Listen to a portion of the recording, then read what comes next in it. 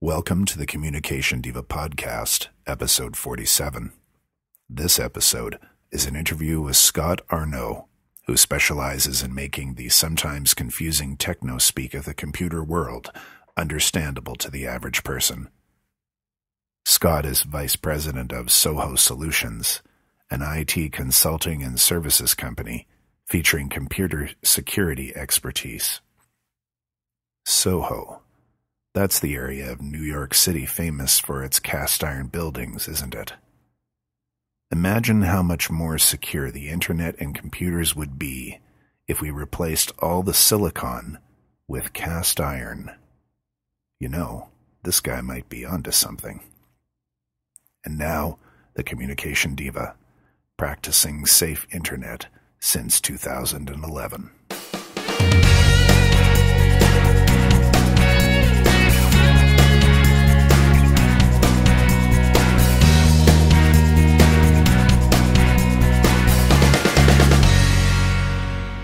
And welcome to Communication Diva. I'm Jenn Swanson, and this is the podcast that helps you to improve your communication skills and then hopefully improve your relationships.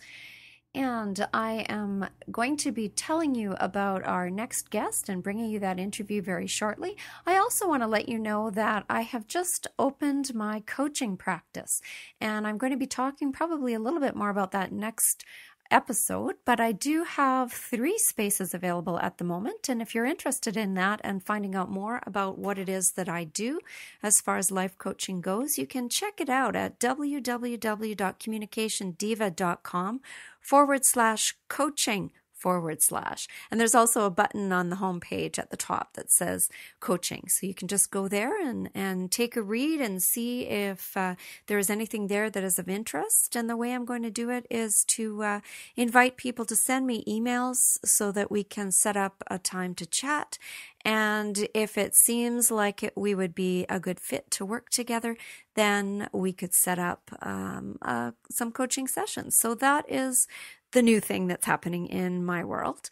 We've been really busy going to a few concerts lately, which was a lot of fun. We saw Leonard Cohen earlier in the week and Steve Winwood, if any of you out there remember. And they were both fantastic concerts. And so we're both, Scott and I are fighting a bit of a cold and pretty tired, but so you'll hear it in my voice a little bit, I think. But there you go. For this episode today, I'm interviewing Scott Aurnou, and I really highly suggest that you get out a pen and paper before this interview begins, because he gives so many amazing pieces of advice that you will want to be taking notes, either that or go back and listen 2 or 3 times, because I was trying to take notes and I'm going to have to listen 2 or 3 times to put things on the show notes. I will put a lot of links and information for you on the show notes this week. It's going to take me a little while to get that organized, but there are so many important things that this next guest talks about that I am sure that you will be interested in writing some of them down and following them up on internet safety. So, without further ado, I will turn you over to this interview. Okay, so welcome Scott Aurnou to communicationdiva.com. I'm really happy that you have taken the time out of your very busy sounding schedule to join us today. Absolutely, my pleasure. Yeah, and today we are going to be talking about communicating safely through technology, and particularly on the internet. And so what I wanted to start with to ask you first, Scott, was what got you started in all of this? It was kind of an accident, actually. Historically, I've been a litigation attorney for about 15 years or so. A friend of mine was starting up an IT company, and he asked if I'd give him a hand. I said, sure. I thought he meant contracts and things like that. And he was thinking more like be the face of the company. So I was thinking, okay, how could I do this from a realistically not so technical background? And we have these education requirements as attorneys in the United States called CLEs, Continuing Legal Education. And I was renewing my online subscription and asked, hey, do you guys have anyone doing computer forensics? Sounded interesting. They said, well, we'll call you back. I get a call back maybe 15 minutes later from their director of content who sounded very excited. And I'm thinking, hey, great. And I hang up the phone going, oh my, what did I just agree to do? Now I need to learn this. So the next 6 weeks, Oh, I'm sorry. No, I was just going to say computer forensics. That I've never heard that term before. That's actually, it's not strictly legal, but it's mostly used in litigation. It's basically keeping the information on a computer in an unchanged state. That way it's admissible for court. And frequently, if something has happened that's bad to a computer system, like let's say you have a company and you've been breached, someone's stolen your stuff, you'll bring in a computer forensics expert who can trace back everything that happened on the computer without altering it at all. That's the big key. It's getting information without changing its properties at all. A way to think of it is something like information could be like a muddy field. Before the plaster cast person comes in to actually save just what those footprints look like, if someone else walks over the field, it changes it. It's very similar to that. You don't want the data, it's called overwriting. You don't want that to happen, and that's someone basically stepping over those muddy footprints and changing them. Okay. The forensics guy is the plaster cast person coming in taking those so that it stays the way it used to look originally. So I wound up basically having to teach myself computer forensics very quickly, about 6 weeks. And maybe it's just from going into court and not enjoying ever getting judges angry at me. I don't like to not know what I'm talking about before jumping up there, and I was being filmed live. So I went and did it for a very nice organization called Lawline. And I was thinking, well, I could do a better job. They said, no, it's fine. And it turns out it's since then been one of their highest rated and most viewed, much to my surprise. And not long after that, they asked me to teach another one, which I did on mishandling electronic evidence. Also went over extremely well. So I started to think, And then a friend of mine actually showed the videos to, I guess, a business acquaintance of his, who it turns out is a brand manager. We met, and she suggested, yes, you should be moving forward with this.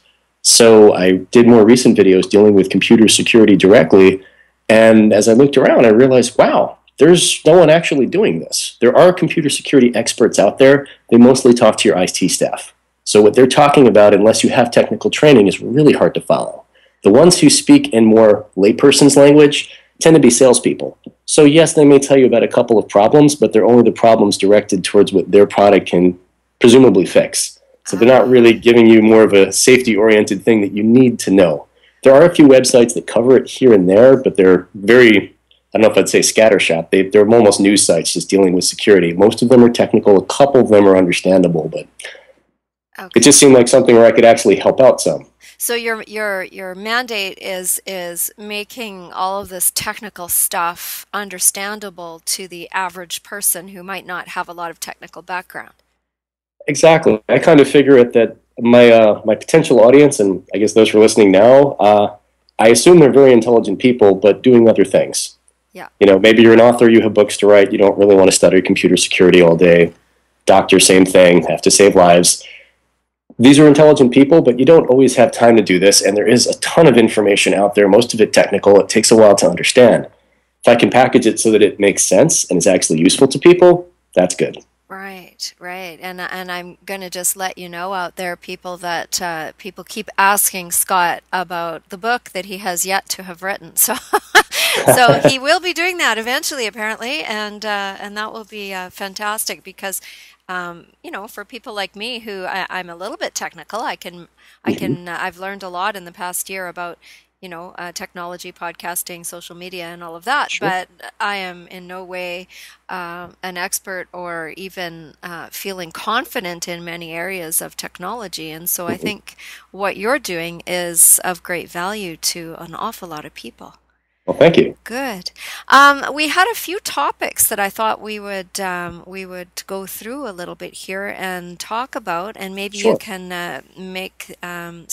shed some light on these topics for our listeners. And the first one is the use of encryption. What is encryption? Well, encryption is basically an algorithm. Basically, data, be it text, be it pictures, video files, audio files, is scrambled using this algorithm. And what you wind up with is literally gibberish. And that can be helpful because if someone does break into your system, you can have what's called a quote-unquote secure data breach. You may know of the company Zappos. They sell shoes and other things of that sort online, very big company. They had a pretty nasty data breach early in 2012, but it wasn't that big a deal, even though the thieves got a hold of credit card numbers and names and everything else because it was all encrypted. So even though it was supposed to be credit card numbers, what it actually was gibberish. And that keeps your stuff safe.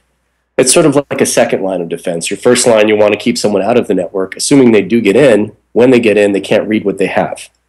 And of course, there are different ways to encrypt different parts of your network, be it the actual computers. A lot of phones have encryption right on the phone. It's just under the security settings, and you can encrypt the whole device. You can encrypt also backup files and even little things like those stick drives you might hold, the little USB drive you'd stick in the port. Yep. Those can be encrypted too. And there are a bunch of different ways to do it. One I would recommend just offhand is one called TrueCrypt, which is free. And there are other ones which you can use for different devices. There are good sites for sort of reviewing them. One in particular I can think of is called top10reviews.com. It's run by the folks who run Tech News, and they're actually pretty good. They're even-handed, and they give you an honest approach. And just one last thing to mention, if you happen to store information on the cloud, and it's information you want to make sure absolutely can't be read by anyone else, cloud providers will offer their own encryption, but you may want to encrypt the information first before you send it over there. That way, even if the cloud provider gets breached or makes a mistake, it's still gibberish and no one can take it. Hope that all made sense. Yeah, I think so. And so there are places that you can go to figure out how to do this. And you've mentioned top 10 reviews. Is that the number 10? Oh, it's written out. Okay, written out. TOPTEN, that type of thing. Okay. I believe they're based in Britain. It's a good site. Okay, I can post that on our show notes too for people. Put a link there for people who are interested. Oh, sure. Excellent. Good. So that's what encryption is. That's good to know about. What about virtual private networks? Virtual private networks, they're sometimes referred to as VPNs. It's basically your own private tunnel through the internet. You know, they refer to it as the information superhighway. It's using the encryption on either end of that tunnel. Usually if you're talking to someone using a VPN, on your end, you understand what they're saying. That information goes back from you to them. It encrypts on your end. All the way in transit, it's scrambled, and on the other end, it unscrambles for them. That means if anyone happens to break in and try and get this information in the middle, again, they get gibberish. A lot of larger companies will use those to connect with employees who are setting up remote access. It just keeps them a little safer. So if a competitor is trying to steal intellectual property or something of that sort, again, they can't read what they steal. Okay. Hopefully that made sense too. Yeah, it sounds a little sci-fi to me, but I see what you mean. Absolutely. And so this would be more for big companies that would use this kind of thing, or would there be any use for that for the person out of their home? It depends. If you're talking about someone out of their home and they're not dealing with very specific data that needed to be protected, it might not be that big a deal to get a VPN. They don't have to be very expensive. There are ways to set them up online. Some people will try and set them up for even fun stuff, even if they're, let's say they're traveling through China where Facebook is blocked. Oh. If you have VPN access in China, you can use Facebook. Okay. And I guarantee there are people who do that. I suppose. And so, yeah, I guess it doesn't, I don't think about it. I know that bank cards get hijacked, and recently in our neck of the woods, we've had some medical records be hacked into. Oh, absolutely. At a couple of local hospitals, and that causes a big problem. So would companies like that, banks and hospitals, make use of a VPN? Very likely. Certainly for them, encryption on pretty much everything is critical because, again, when the bad guys break in, they can't read what they steal. Right. A large part of the issue also for banks is that they're interacting with people who are looking to do their banking, and they might not necessarily know what nasty tricks can pop up. Oh. The main real, I guess, motivation for hackers, simple as it sounds, is money. So they tend to go after banking transactions quite a lot. And there are a lot of nasty tricks. Generally speaking, is like a just base overall thing I advise. If you get any sort of email or communication from your bank, no matter how legitimate it looks, don't do anything directly with it. Don't click on any link. Don't open any attachment. Don't call any number. If you think it might be legitimate, contact your bank directly. Not through that email, but through the website, through the phone number on the back of your bank card. And you can check, because a lot of times they will be fake. They'll look really convincing, but they'll be fake. And had you entered the information there, thieves would have your login information and would start emptying your account fairly quickly. This has happened to many, many companies, and certainly it's pretty scary stuff. Wow. You know, I keep getting notifications from PayPal that my account has been frozen and etc. And at some point, I independently emailed PayPal and asked them because it kept coming up in my spam Hmm. filter. Sure. And if I looked really closely, it said "Dear PayPal Costumer" instead of Exactly. customer. And so that gave me a clue that this probably wasn't real. And That's good you caught it. well, and the people at PayPal said, no, we don't ever send you an email like that. But it's consistent. Oh, yeah. They're sending me emails every 2 days, and they do look really convincing. Oh, yeah. They use all the proper logos. And typically the site will be slightly off, but there are tricks they can do to do what's called spoofing, where you make something appear to come from somewhere than its actual origin. So it'll say something like your sister's offering you a free iPod, except it's not really from your sister, but it looks like it is. They can set up tricks like that, but of course little things like misspellings and other little bits can be there, but they're not always. That's why I always say always presume it's fake. PayPal is very frequent. Delivery services are very frequent. Normally what they'll do is they'll try and give you some sort of threat with a time limit. Like, oh, if you don't do this right away, this will happen. Yeah. That sort of thing. Yeah. Anything to scare you into clicking, and then of course they steal your information. Wow. Or Huh. down a virus or something else that makes the day a bad one. Yeah. Wow. So there's a lot of things to watch out for in this, in Yeah, communicating. unfortunately, yeah, the bad guys are pretty creative. I mean, you don't have the, I guess, stereotypical not so bright thief here. These are pretty sharp people, and they can think of a lot of ways to get around these systems. Mm. Hmm. Okay, so the next thing we have on the list here, and you'll have to explain this one to me, is HTTPS. Ah, yes, I know. It sounds confusing. If you look at the top bar on your computer, it's called the URL, which means Uniform Resource Locator. It might say something like www Google. Before the www part, it'll say HTTP, usually like colon and a slash. HTTP stands for Hypertext Transfer Protocol. You so don't need to know that, but just so you know, that protocol is the foundation of all data on the net. It just basically means how sites communicate with each other. And when you add an S on the end, the S is just for secure. Oh. And it's secure in that it's A, encrypted, so that's good against eavesdropping, tampering, that sort of thing. And also the different parts of the internet that communicate using HTTPS have to authenticate each other, which means that you have to sort of show that you're legit to the other part. This means sites, this means servers. When they talk to each other, since they're authenticated, you're less likely to get intercepted with something that would be called a man-in-the-middle attack, which is someone literally jumping in the middle of your communication, stealing it, and then like sneaking out again so you don't know what ever happened. Now, with HTTPS, we were mentioning a bit earlier with banks. Yeah. Anytime you're using a bank transaction of any kind, always look for that HTTPS in that little bar on the top, because that'll always make sure that you're running on a more secure version of the net, because it's financial and that's what hackers tend to target. One thing that I would definitely recommend, there is an add-on for Firefox. It's also available on Google Chrome called HTTPS Everywhere. It's offered by the Electronic Frontier Foundation. It is absolutely free, and it automatically requests the encrypted version of approximately 1,500 sites. It's a really, really wonderful tool, and it's free. Fabulous. So that's great. I'll try and put that link on the website as well. Sorry, I don't load you with these. My apologies. No, it's great. It's fabulous information. There are resources. They're just a bit spread out. Yeah, for sure. Well, and I'm sure you've got a lot of these on your website as well. So Oh, one or two. yeah.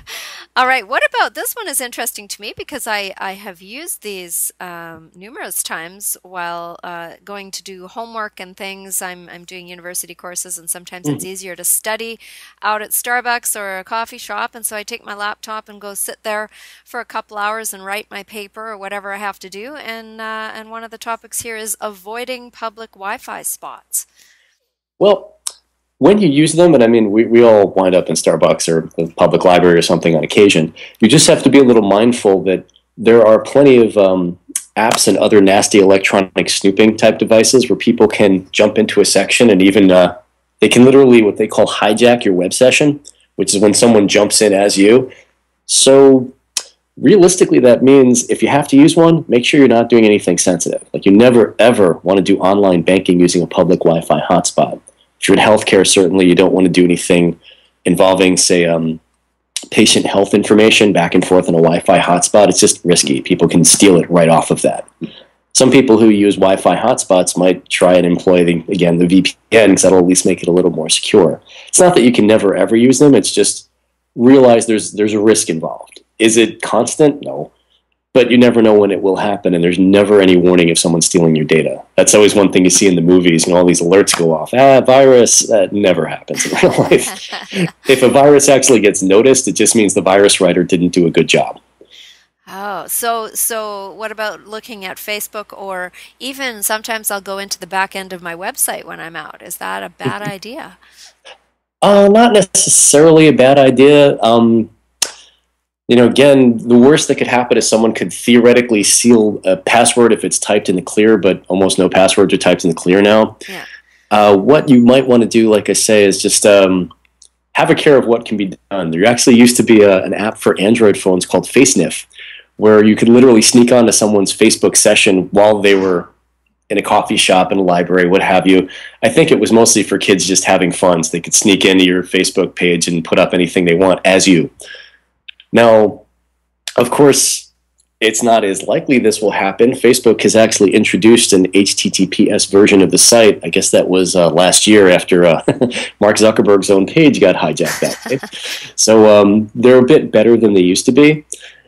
Like I say, I certainly wouldn't leave it on the entire time, but you can certainly poke in now and again. It's not constant, but certainly when you're in public, you don't know who's doing what on that laptop off in the corner who appears to be having his latte in peace, maybe not. Wow, see, this could make you quite paranoid. Yeah, I know. You read enough of this stuff, you start going, oh my God, my password needs to be at least 85 characters, and I need this, and I need that.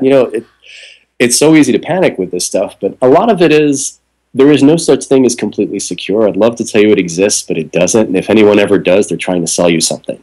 What you can do is try and make yourself relatively secure, which will pull you out of the way from about 99% of attacks. Okay. The vast majority of them come after people who just aren't really paying attention. And it's not to be rude to those folks. Just, life has other stuff going on. I totally get that. But most attacks start off automated. They'll just look to see, wow, you're running an outdated version of software. Is your password, password or password one? They'll break into that fairly quickly. Is the name on your account admin? They figure that out pretty quickly. Those are automatically tried. Yeah, and I've heard that there are a huge number of people using 1234 as their password. Yeah, actually, they literally have lists that come out each year of 25 worst passwords. Number one every year without exception is password.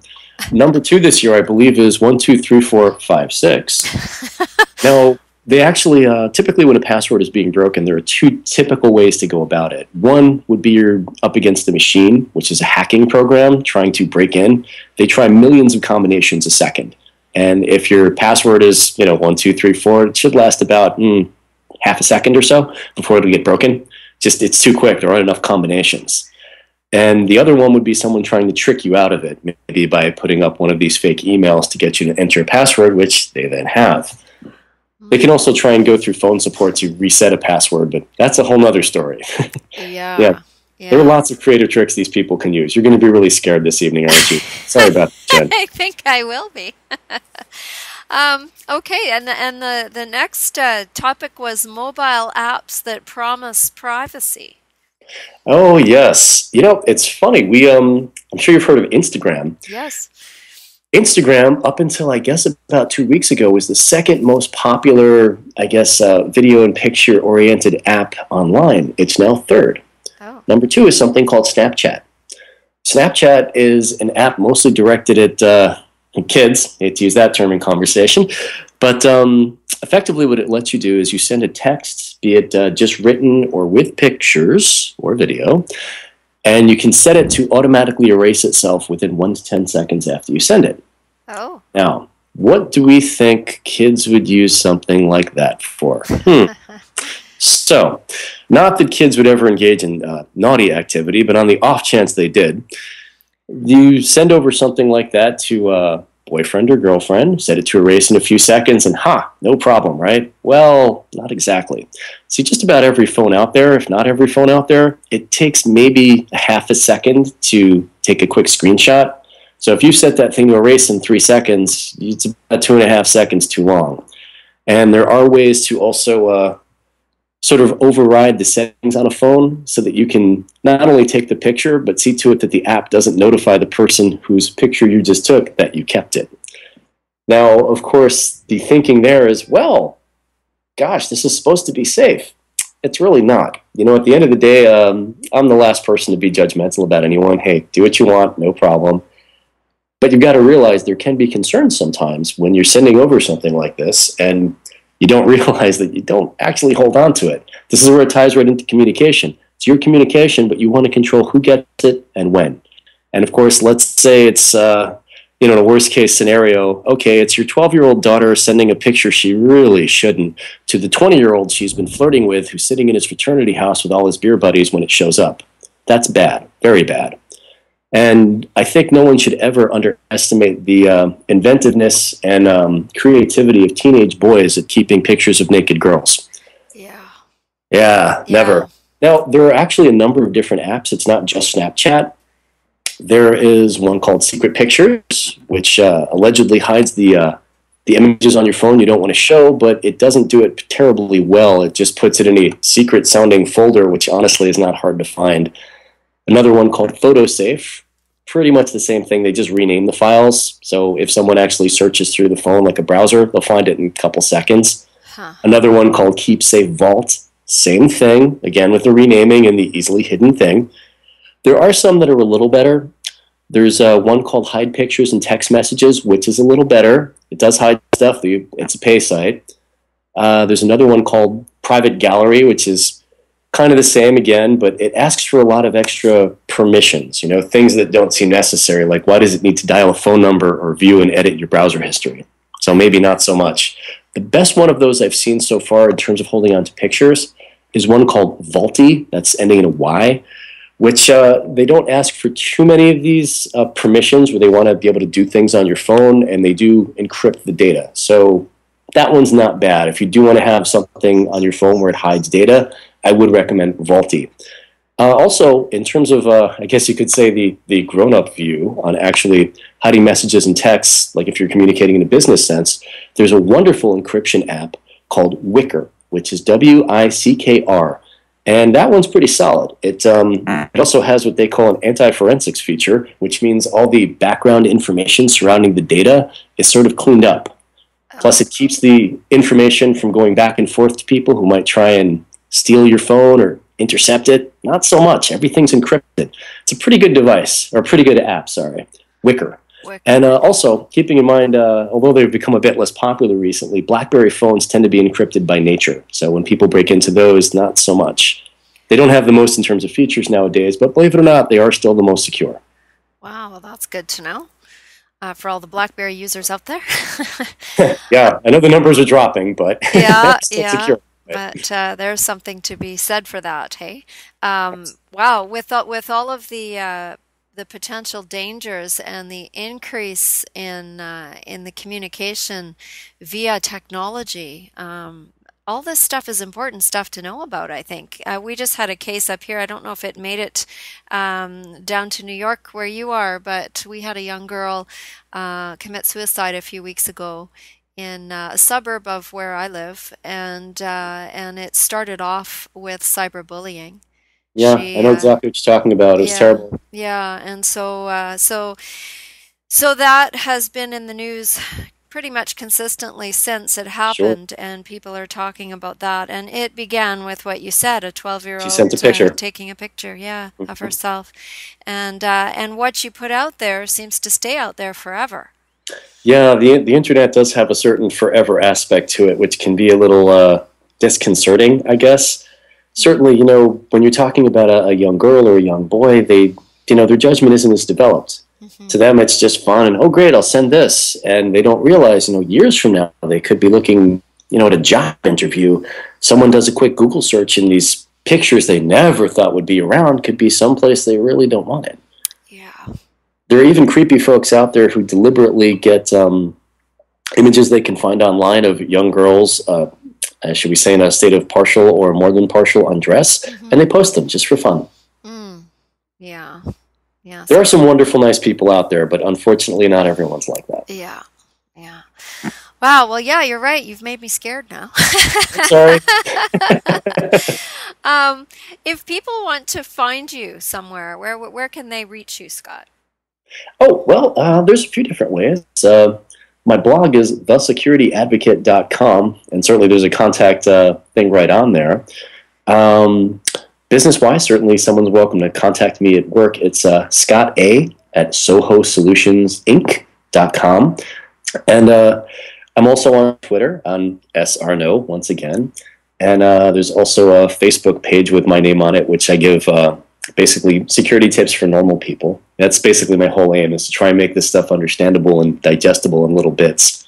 I know it can be so much information at once. It can just be overwhelming. It really and can. Also, before I forget, there are a couple of sites which are actually good for people to look at if they do want to read further beyond just trying to trail me everywhere. The U.S. government has one that's actually not half bad.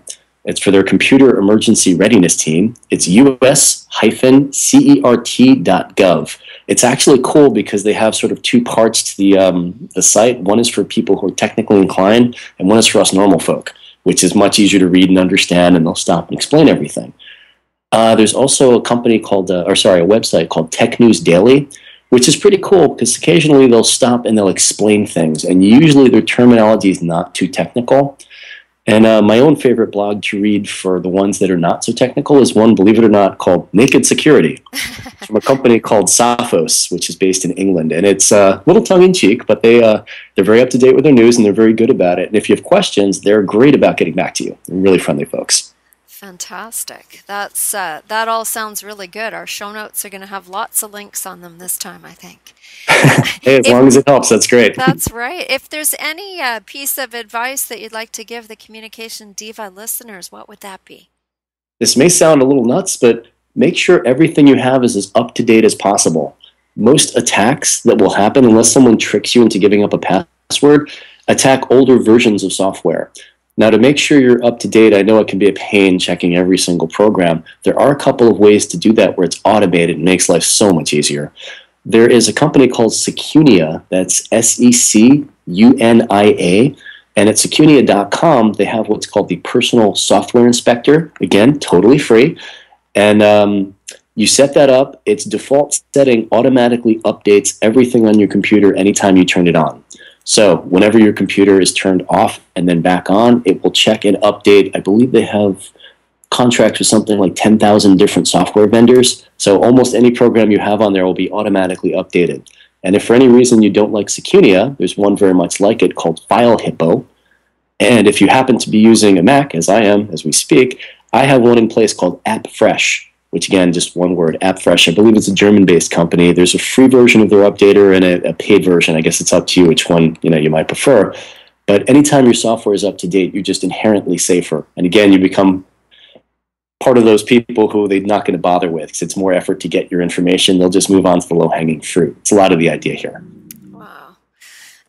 Well, that's all fantastic, excellent, and information that I'm going to have to go back through and write all sorts of things down. And sorry if it was a little dense there. No, I think that's been very, very valuable, and I really appreciate you again taking the time out of your what sounds like a crazy busy life with video making and all of the other things that you're doing to talk to us today. Yeah. No, absolutely my pleasure. Really, really happy to be here. Thank you. Okay, well, we'll probably have you back on again sometime, Scott.